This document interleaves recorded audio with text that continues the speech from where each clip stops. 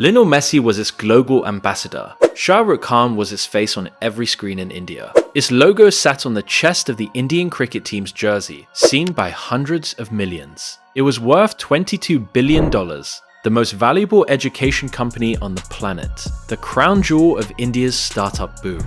And then, almost overnight, it was worth nothing. Not less, nothing. So here's the question that should haunt every investor who ever believed in it.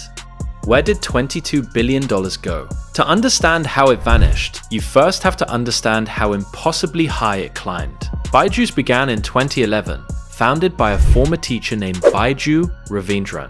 And this is the detail people forget. He wasn't just a businessman, he was a phenomenon. Before the app, before the billions, he filled actual stadiums. Thousands of students packing arenas, not for a concert, but to watch one man teach math.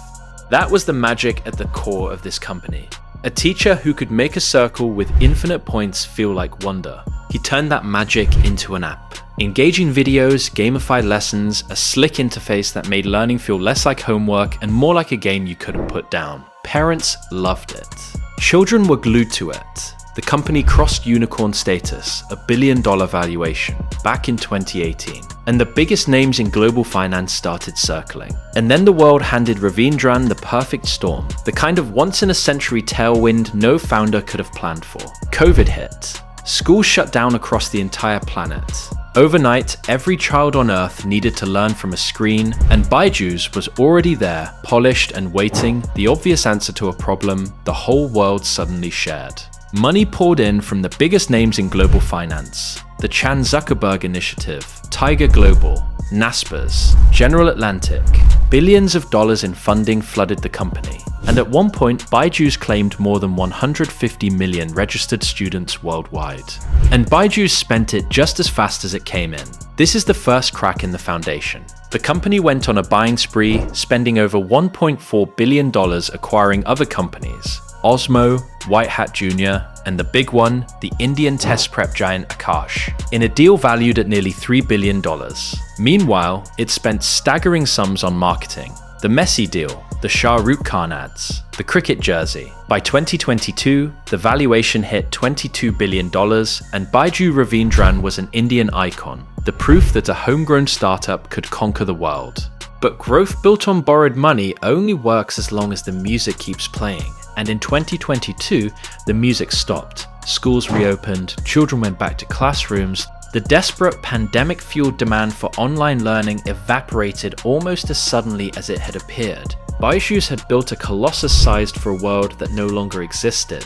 Revenue assumptions collapsed, and the company that had spent like it would grow forever suddenly couldn't cover its own costs. Now we reached the decision that turned a downturn into a catastrophe. In November 2021, near the peak, Byjus had borrowed $1.2 billion through something called a Term Loan B, a large, high-stakes loan from international lenders. It was a milestone, a sign that Indian startups had arrived on the global stage. But that loan came with strict conditions, and as Byjus' finances unraveled, it began breaching those conditions and missing payments. One of the largest startup loans in the world was going bad. And here is where the story turns from a business failure into something far darker and far more cinematic. The money parked from that $1.2 billion loan sat in a US-based subsidiary called Byjus Alpha. According to lenders and later court findings, $533 million of it was transferred out of the company and into an obscure hedge fund. When the lenders demanded to know where their $500 million had gone, they say they got no clear answer, no proof, no paper trail they could follow. $500 million had simply walked out the door and disappeared into the fog. This single dispute would become the dagger, because lenders do not forget $500 million. They pursued it through courts across continents, and the legal pressure began to crush the company from every direction at once. But the blow that actually triggered the collapse came from an almost poetic source. Not the global lenders, not the foreign investors. It came from cricket. Byjus owed the Board of Control for Cricket in India, the BCCI, roughly $19 million from its sponsorship deal. 19 million.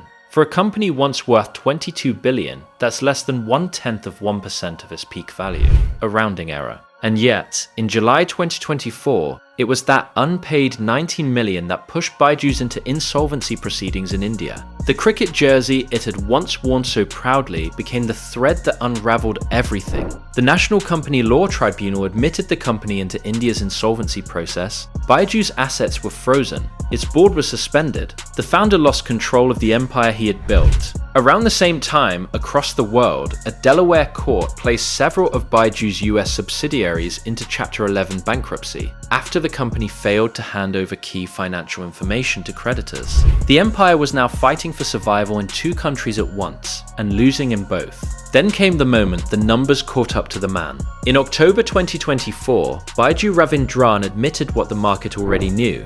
The company once valued at $22 billion was now, in his own words, worth nothing. Forbes had already cut his personal net worth to zero. From billionaire icon to zero, the arc complete. And it didn't end there. In November 2025, a US bankruptcy court in Delaware ordered Ravindran to pay $1.07 billion, covering that missing $533 million plus penalties, and imposed a fine of $10,000 per day until he cooperated with the investigation. The teacher who once filled stadiums was now a man. The foreign court was fining by the day to force him to explain where the money went. So let's return to the question, where did $22 billion go? And the uncomfortable answer is that most of it was never really there. The $22 billion was a valuation, a number based on what investors believed the future would look like during a pandemic that felt endless. It was confidence projected forward and multiplied. When the future changed, the number didn't shrink, it evaporated, because it had always been partly an illusion. The real cash that did exist was burned on acquisitions, torched on marketing, lost to a business model that no longer fit the world, and tangled in a $500 million transfer that still hasn't been fully explained. Byjus is the perfect cautionary tale of an entire era, the age of cheap money, infinite growth, and valuations built on belief rather than profit.